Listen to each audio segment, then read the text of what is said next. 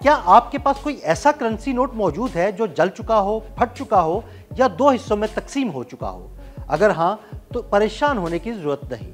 आपका जला हुआ या फटा हुआ करेंसी नोट किसी भी बैंक से बआसानी तब्दील हो सकता है, लेकिन उसके लिए कुछ शराइत लागू होती हैं और एक ख़ास तरीकाकार है।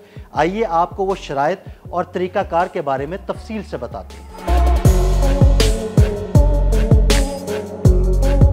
कागज के करेंसी नोटों के फटने या जलने के अक्सर वाकयात सामने आते हैं, जिसके बाद उन जले या फटे हुए नोटों को अक्सर ये समझकर फेंक दिया जाता है कि अब ये अपनी असल मालियत खो चुके हैं और इन्हें पास रखने का कोई फायदा नहीं। अगर आप भी ऐसा करने वाले हैं तो ठहरें, ऐसे करेंसी नोट बआसानी तब्दील कराए जा सकते हैं। इसके लिए आपको बस इतना करना है कि किसी भी बैंक जाएं और वहां जाकर नोट की तब्दीली की दरख्वास्त दें। अगर नोट कई हिस्सों में बटा हुआ है तो उस नोट के सारे टुकड़े अपने साथ लाएं ताकि तस्दीक हो सके कि ये एक ही नोट है। अगर करेंसी नोट 50 रुपए मालियत तक का है और उसका आधे से ज्यादा यानी 50% से जायद हिस्सा मौजूद है तो आपको उसकी पूरी मालियत मिलेगी। अगर नोट 50 रुपए मालियत से जायद का है और उसका 80% हिस्सा मौजूद है तो आपको पूरी रकम मिलेगी। अगर नोट का हिस्सा 40% तक है तो आपको आधी रकम मिलेगी और अगर नोट का हिस्सा 40% से कम है तो आपको उसकी कोई रकम नहीं मिलेगी। जानबूझकर फाड़े या काटे गए नोट काबिले तब्दीली नहीं।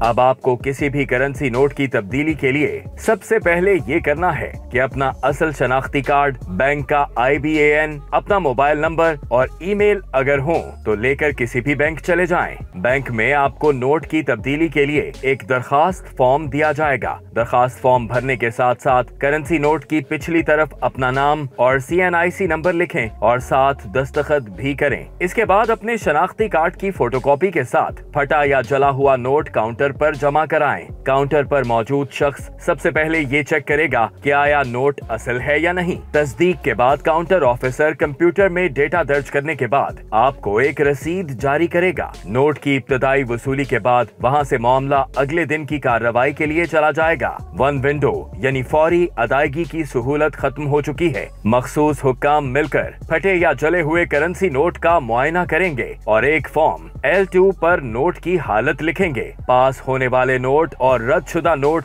दोनों का रिकॉर्ड सिस्टम में रखा जाता है। अगर रद्द हो तो वजह वाज़े लिखनी होती है और कस्टमर को इस बारे में मुत्तला किया जाता है। अगर आपका दिया हुआ नोट बैंक के तब्दीली के मयार पर पूरा उतरता हो तो उसकी पास होने वाली रकम आमतौर पर डायरेक्ट क्रेडिट RTGS के जरिए कस्टमर के बैंक अकाउंट में भेज दी जाती है। इसलिए IBAN जरूरी है। आमतौर पर क्लेम केस की अदायगी 2 वर्किंग दिनों के अंदर मुकम्मल कर ली जाती है।